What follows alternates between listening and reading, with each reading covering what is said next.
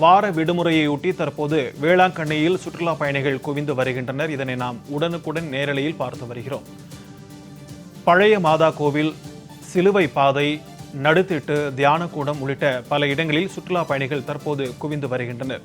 வேளாங்கண்ணி கடற்கரையில் உற்சாகமாக நீராடியும் செல்ஃபி எடுத்தும் சுற்றுலா பயணிகள் மகிழ்ந்து வருகின்றனர். தொடர்பான கூடுதல் விவரங்களோடு நம்முடன் இணைகிறார் செய்தியாளர் மூர்த்தி. வணக்கம் மூர்த்தி, கூடுதல் விவரங்கள்.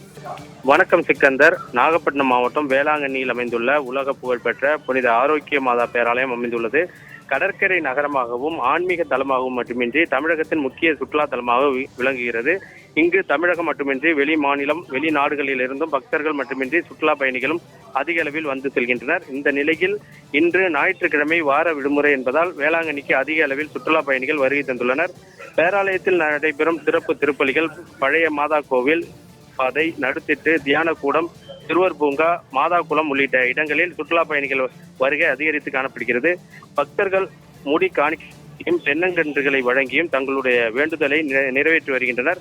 மேலும் கடற்கரை சாலையில் அமைந்துள்ள கடைகளிலும் பொருட்களை ஆர்வத்துடன் வாங்கி செல்கின்றனர். மேலும் வேளாங்கண்ணி கடற்கரையில் குடும்பத்தினருடனும் நண்பர்களுடன் உற்சாகமாக நீராடியும் செல்ஃபி எடுத்தும் மகிழ்ந்து வருகின்றனர்.